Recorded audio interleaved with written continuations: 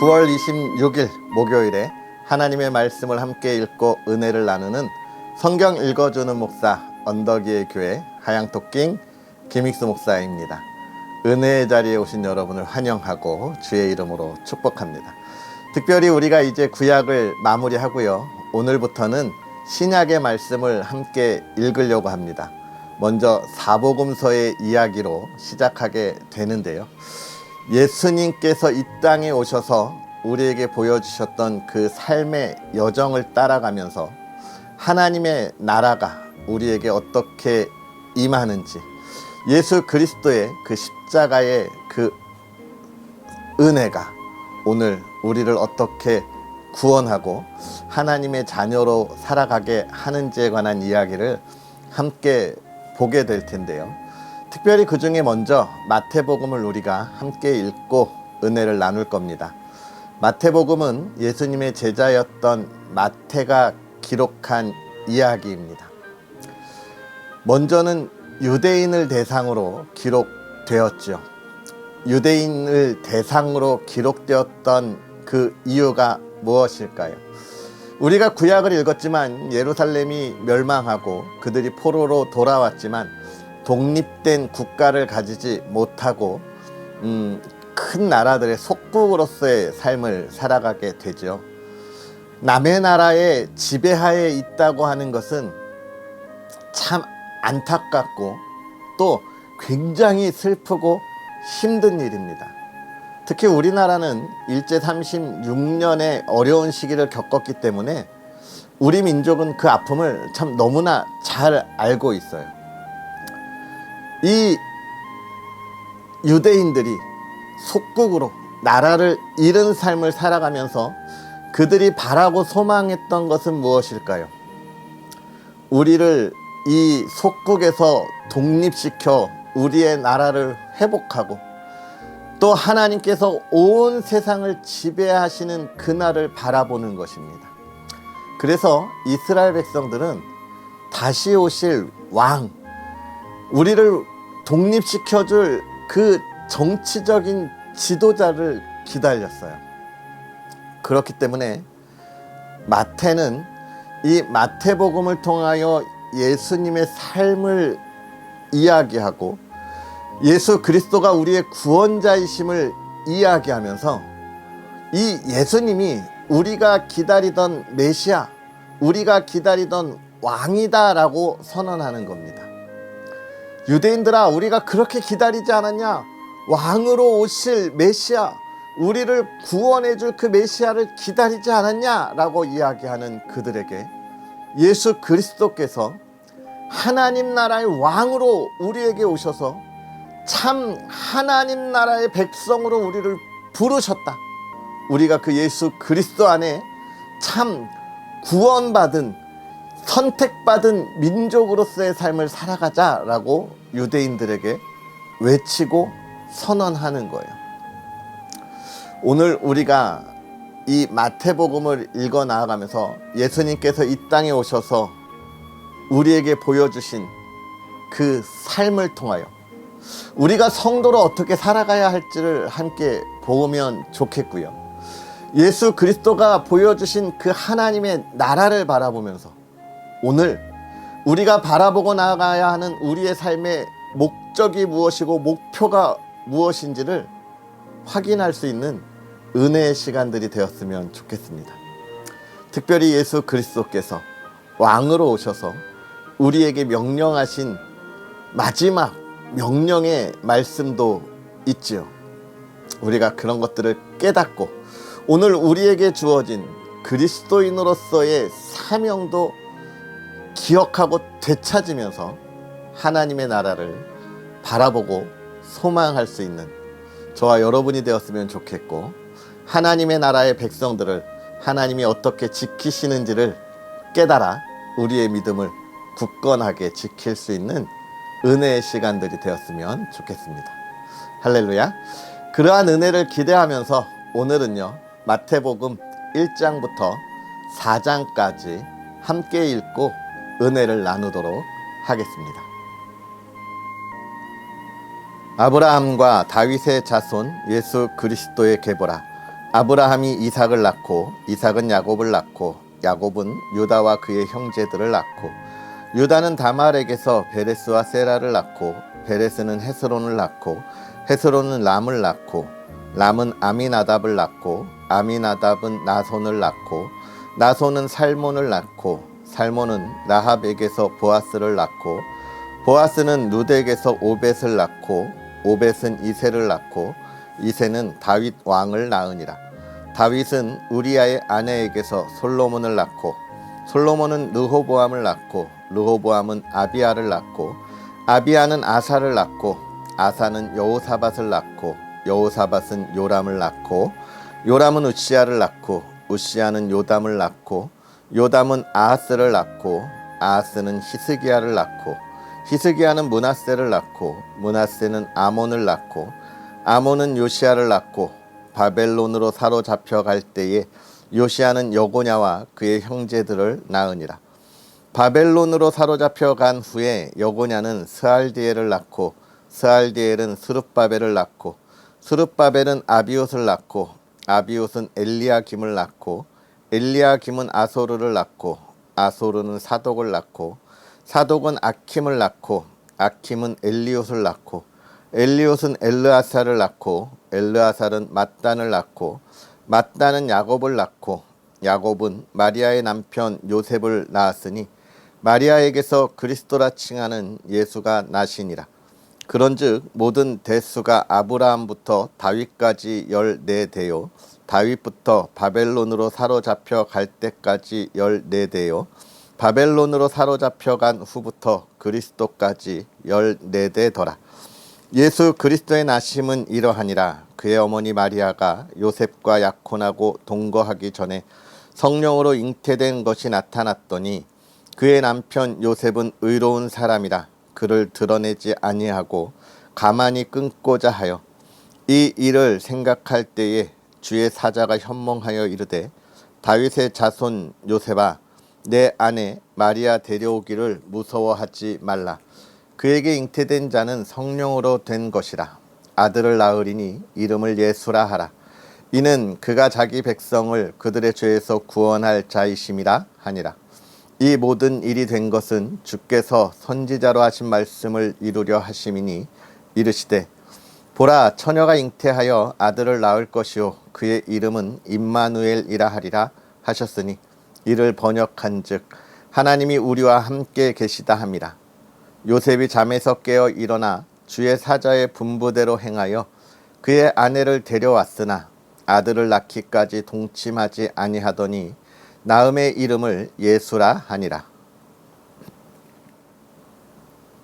헤롯 왕 때에 예수께서 유대 베들레헴에서 나심에 동방으로부터 박사들이 예루살렘에 이르러 말하되 유대인의 왕으로 나신 이가 어디 계시냐? 우리가 동방에서 그의 별을 보고 그에게 경배하러 왔노라 하니 헤롯 왕과 온 예루살렘이 듣고 소동한지라. 왕이 모든 대제사장과 백성의 서기관들을 모아 그리스도가 어디서 나겠느냐 물으니 이르되 유대 베들레헴이오니 이는 선지자로 이렇게 기록된 바 또 유대 땅 베들레헴아 너는 유대 고을 중에서 가장 작지 아니하도다.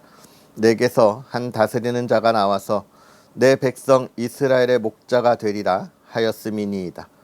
이에 헤롯이 가만히 박사들을 불러 별이 나타난 때를 자세히 묻고 베들레헴으로 보내며 이르되 가서 아기에 대하여 자세히 알아보고 찾거든 내게 고하여 나도 가서 그에게 경배하게 하라.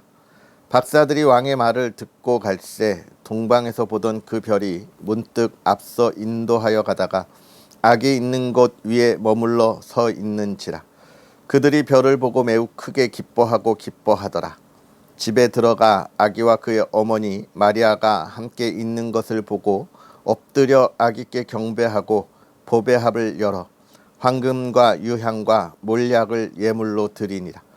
그들은 꿈에 헤로데게로 돌아가지 말라 지시하심을 받아 다른 길로 고국에 돌아가니라.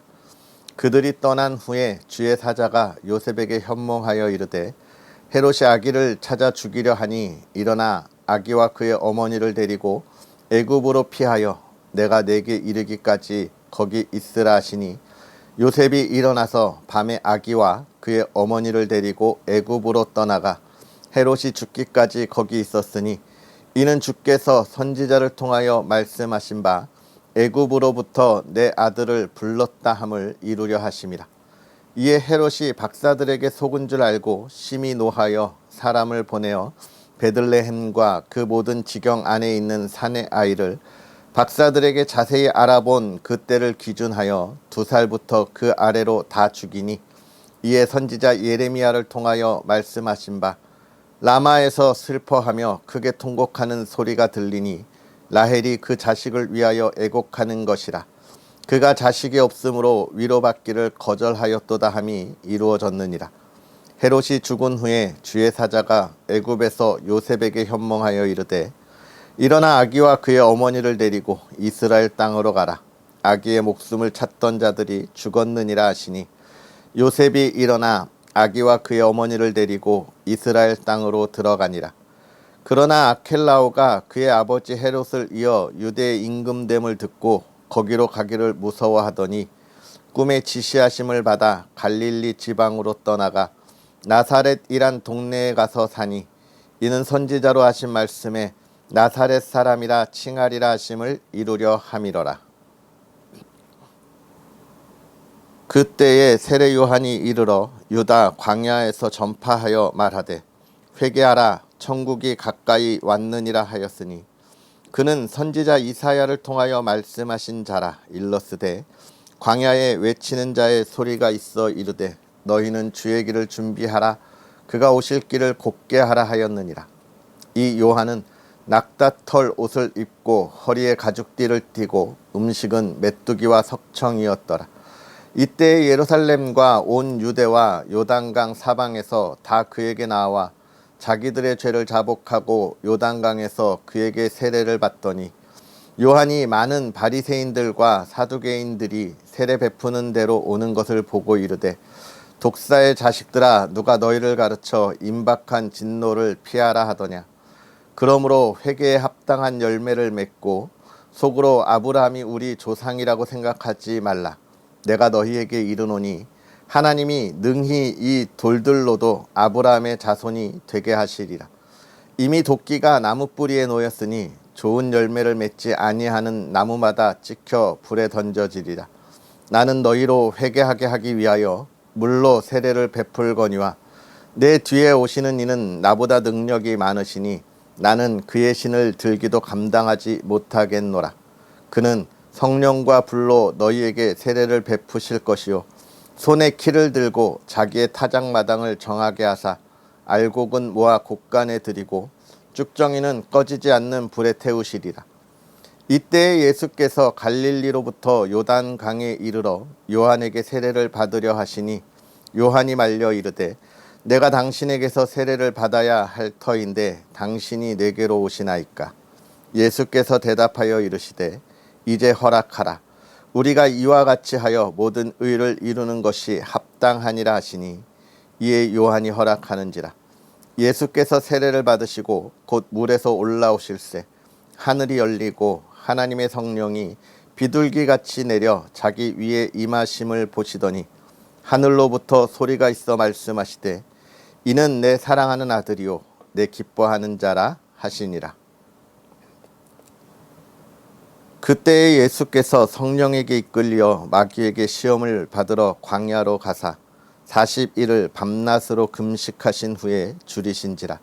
시험하는 자가 예수께 나와서 이르되 내가 만일 하나님의 아들이거든 명하여 이 돌들로 떡덩이가 되게 하라. 예수께서 대답하여 이르시되 기록되었으되 사람이 떡으로만 살 것이 아니요 하나님의 입으로부터 나오는 모든 말씀으로 살 것이라 하였느니라 하시니 이에 마귀가 예수를 거룩한 성으로 데려다가 성전 꼭대기에 세우고 이르되 내가 만일 하나님의 아들이거든 뛰어내리라. 기록되었으되 그가 너를 위하여 그의 사자들을 명하시리니 그들이 손으로 너를 받들어 발이 돌에 부딪히지 않게 하리로다 하였느니라. 예수께서 이르시되 또 기록되었으되 주 너의 하나님을 시험하지 말라 하였느니라 하시니 마귀가 또 그를 데리고 지극히 높은 산으로 가서 천하 만국과 그 영광을 보여 이르되 만일 내게 엎드려 경배하면 이 모든 것을 내게 주리라. 이에 예수께서 말씀하시되 사탄아 물러가라. 기록되었으되 주 너의 하나님께 경배하고 다만 그를 섬기라 하였느니라. 이에 마귀는 예수를 떠나고 천사들이 나와서 수종드니라. 예수께서 요한이 잡혔음을 들으시고 갈릴리로 물러가셨다가 나사렛을 떠나 스불론과 납달리 지경 해변에 있는 가버나움에 가서 사시니 이는 선지자 이사야를 통하여 하신 말씀을 이루려 하심이라. 일러스되 스불론 땅과 납달리 땅과 요단강 저편 해변길과 이방의 갈릴리여 흑암에 앉은 백성이 큰 빛을 보았고 사망의 땅과 그늘에 앉은 자들에게 빛이 빛이었도다 하였느니라. 이때부터 예수께서 비로소 전파하여 이르시되 회개하라 천국이 가까이 왔느니라 하시더라. 갈릴리 해변에 다니시다가 두 형제 곧 베드로라 하는 시몬과 그의 형제 안드레가 바다에 금을 던지는 것을 보시니 그들은 어부라. 말씀하시되 나를 따라오라. 내가 너희를 사람을 낚는 어부가 되게 하리라 하시니 그들이 곧 그물을 버려두고 예수를 따르니라. 거기서 더 가시다가 다른 두 형제 곧 세베다의 아들 야고보와 그의 형제 요한이 그의 아버지 세베대와 함께 배에서 금을 깁는 것을 보시고 부르시니 그들이 곧 배와 아버지를 버려두고 예수를 따르니라. 예수께서 온 갈릴리에 두루 다니사 그들의 회당에서 가르치시며 천국 복음을 전파하시며 백성 중에 모든 병과 모든 약한 것을 고치시니 그의 소문이 온 수리아에 퍼진지라. 사람들이 모든 앓는 자 곧 각종 병에 걸려서 고통당하는 자 귀신 들린 자 간질하는 자 중풍병자들을 데려오니 그들을 고치시더라. 갈릴리와 데가볼리와 예루살렘과 유다와 요단강 건너편에서 수많은 무리가 따르니라. 아멘. 할렐루야. 하나님의 크신 은혜가 오늘도 저와 여러분에게 가득하기를 주님의 이름으로 축복합니다. 우리가 말라기를 끝으로 약 500년 전간 하나님의 말씀이 선포되지 않으시다가 500년이 지난 시점에 예수 그리스도께서 이 땅에 오십니다. 예수님이 이 땅에 오신다고 하는 것은 우리에게 매우 큰 의미를 가지고 있습니다.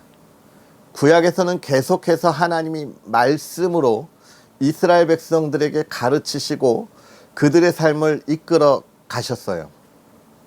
그러나 계속되는 하나님의 말씀의 선포에도 불구하고 이스라엘 백성들은 하나님의 뜻대로 온전하게 하나님의 백성으로서의 삶을 살지 못했습니다.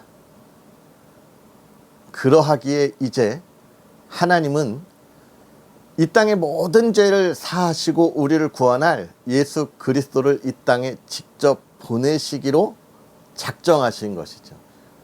예수님을 직접 보내시기로 작정하셨다고 하는 것이 왜 중요하냐면 우리가 그 구약에 그 고난받았던 누구였죠? 잠시만요.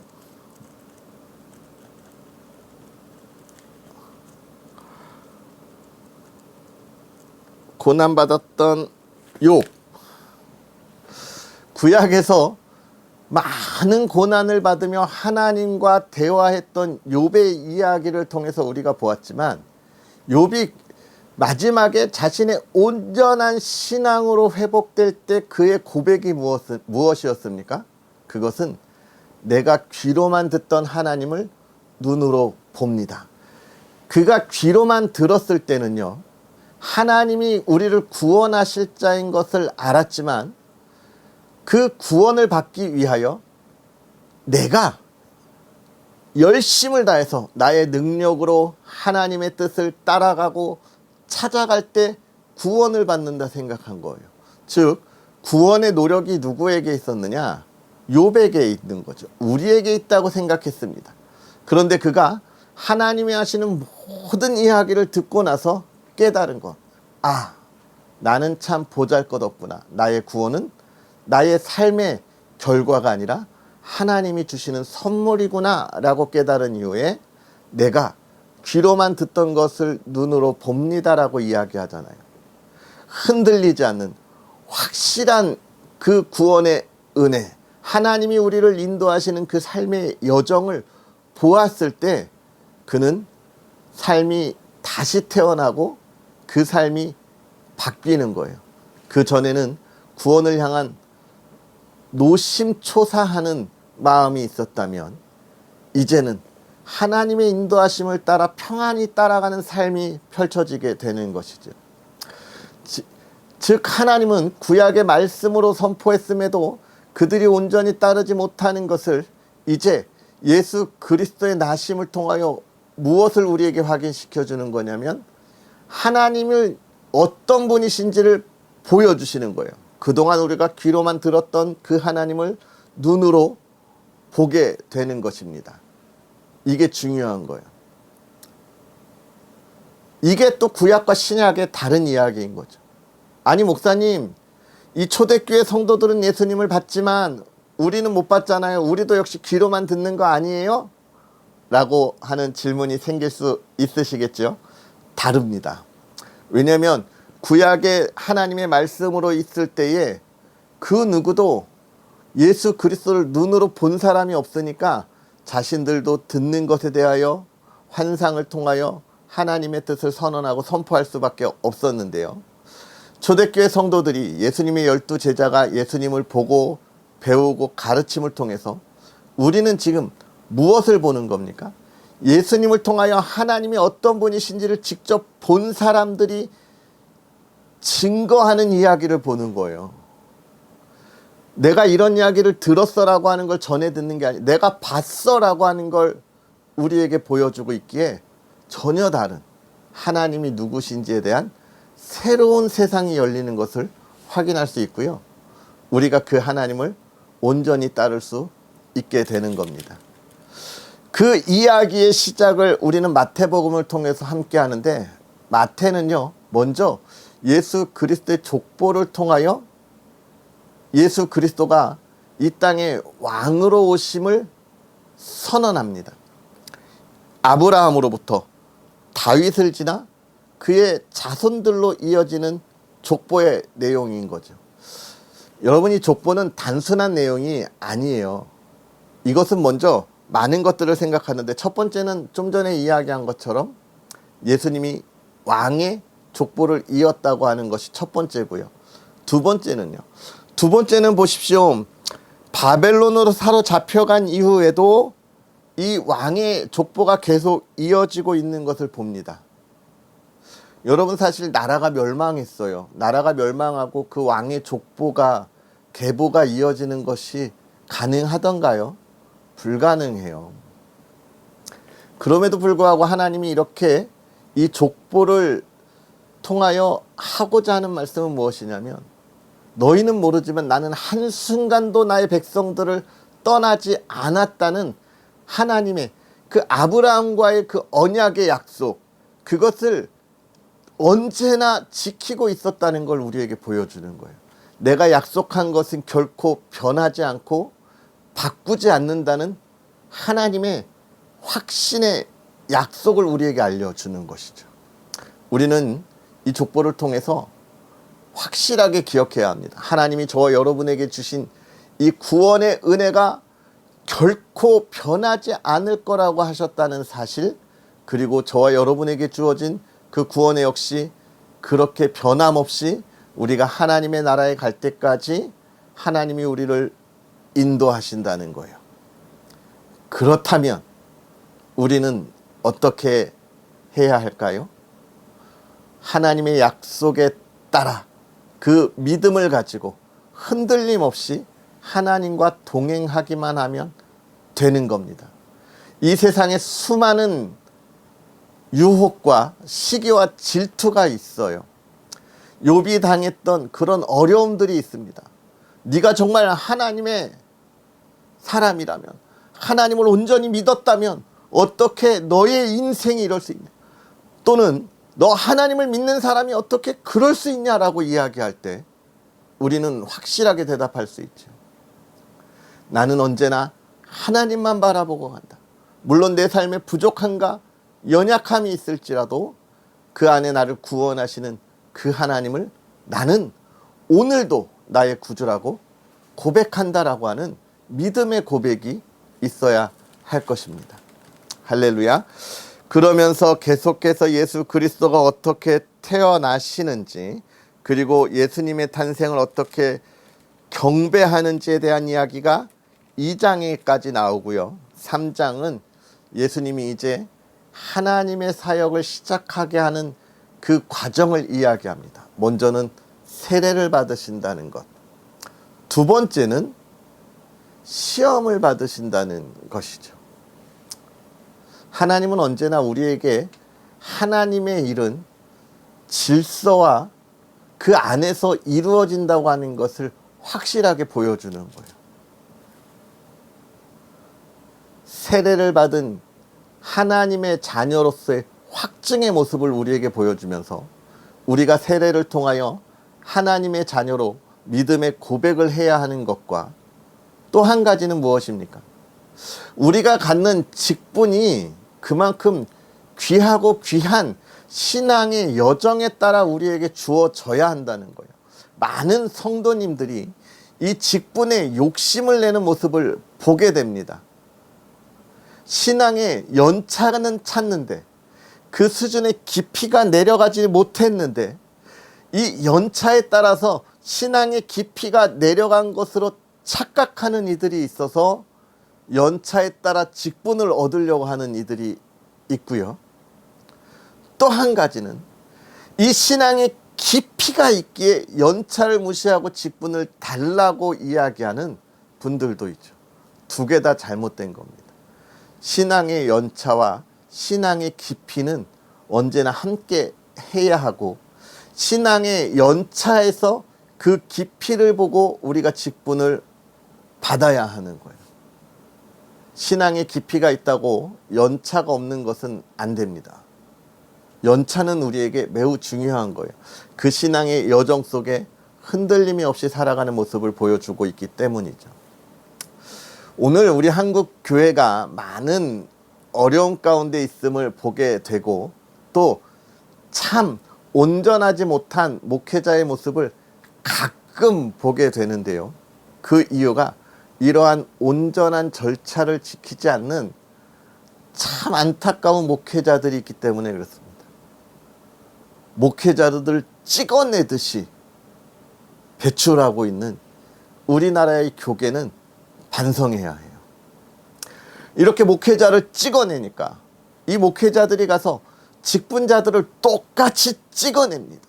신앙의 연차나 신앙의 그 깊이에 따라서 구분하지 못하는 모습을 보여주게 되고, 우리나라 교회의 많은 그리스도인들이 이 어둠 가운데 흔들리고 있는 대한민국을 정화시키지 못하는 이유는 그러한 신앙의 연차와 깊이를 가늠하지 않는 직분자들이 있고, 그러한 직분자들이 자기에게 주어진 직분이 얼마나 무거운지를 모르기 때문에 그렇습니다. 오늘 우리가 직분을 탐내지 않았으면 좋겠습니다. 먼저는 내가 하나님의 은혜로 하나님의 자녀가 되었다는 그 기쁨이 내 신앙의 기반이 되었으면 좋겠어요.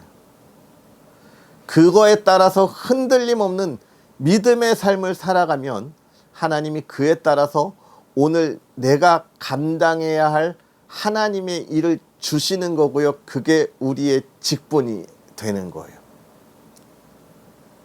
예수님은 그러한 모든 것을 우리에게 알려주고 계시고, 하나님은 이 모든 질서들을 무너뜨리지 않으신다는 거예요. 여러분, 우리의 신앙생활에 있어서 이런 기본적인 것을 무너뜨리는 교회가 있으면 한 발 물러서서 바라보십시오. 이 교회가 온전한 교회인가? 바른 말씀을 전하는 교회인가? 한 걸음 물러서서 확인할 필요가 있습니다. 등록했는데 일꾼이 없다고 막 이거 부탁하고 이런, 여러분 우리가 조심해야 돼요. 다른 교회에서 신앙생활하다 새로운 교회로 이사를 가거나 직장의 문제로 옮겼을 때도 그 전에 있었던 교회의 시간들이 문제가 아니라 내가 지금 섬기는 교회에서의 시간이 더 중요한 거예요. 그러면서 예수님은 그 모든 질서 가운데 하나님의 일을 하시기 위하여 사단의 시험을 받으시죠. 우리가 성도로서의 삶을 살아갈 때 우리에게 다가오는 시험이 이런 겁니다. 나는 큰 직분 없으니까 시험 없을 거라고. 아니에요, 여러분. 내가 하나님의 자녀가 되는 게 가장 큰 영예입니다. 그걸 위하여 앞으로 내가 성도의 삶을 온전하게 살아가면서 나타날 영광의 자리 때문에 그걸 흔드는 시험의 때가 우리에게 다가오는 거예요.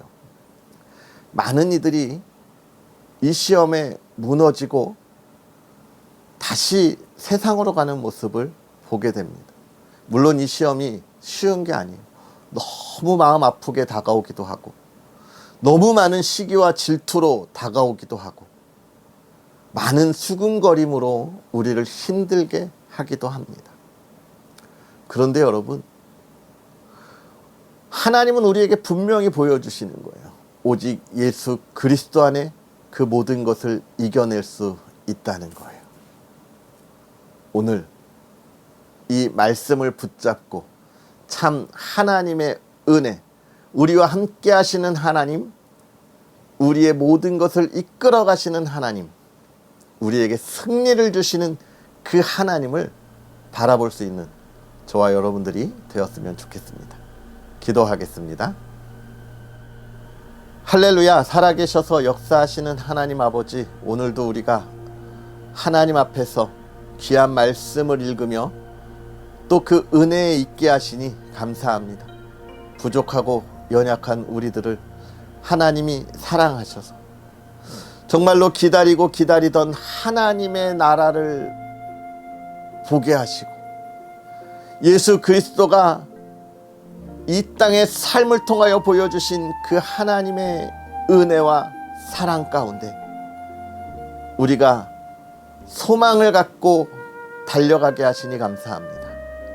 하나님, 오늘 우리가 하나님의 말씀을 읽고 깨달은 것처럼 예수 그리스도가 이 땅에 오셔서 하나님의 뜻을 이루기 위하여 하나님의 질서와 이 세상에 이루신 그 모든 일들을 감당하고 승리하셨듯이 오늘 우리도 참 성도의 삶을 위하여 하나님이 이끌어 가시는 그 삶을 따라가게 하시고 하나님이 우리에게 주시는 그 직분을, 사명을 감당하기 위하여 우리의 신앙의 깊이를 내려가는 참 그리스도인들 되게 하여 주시옵소서.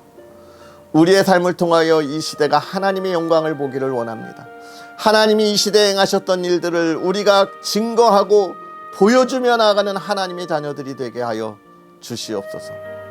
복되게 하시고 기쁨이 넘치게 하옵소서. 사랑하는 가정이 그 안에 참 평안을 얻게 하시고 참 하나님을 찬양하게 하시되 하나님의 인도하심에 온전하고 평안한 가정, 화목한 가정이 되게 하옵소서. 하나님, 각 가정의 기도의 제목에 하나님 응답하시고 하나님 사랑하는 가정이 오늘 이 어둠의 시대를 밝히 비출 수 있도록 은혜를 더하여 주옵소서. 모든 가정이 기쁨 가운데 거하는 복된 하루가 되게 하옵소서. 예수님의 이름으로 축복하고 기도하옵나이다. 아멘. 할렐루야. 우리가 말씀을 읽으며 예수님을 통하여 우리에게 은혜를 더하시는 그 하나님의 인도하심을 온전히 바라볼 수 있는 저와 여러분들이 되었으면 좋겠습니다. 또 언덕 위의 교회를 위해서 기도해 주시고요. 이 귀한 사역의 열매가 더욱더 풍성하여서 정말 온전하고 하나님의 사랑과 은혜를 나눌 수 있는 교회가 되도록, 또 그것을 증거하는 귀한 하나님의 종이 되도록 많은 응원 부탁드리고요. 좋아요와 구독도 여러분 함께 해주셨으면 좋겠습니다. 그럼 내일 만나겠습니다. 사랑하고 축복합니다.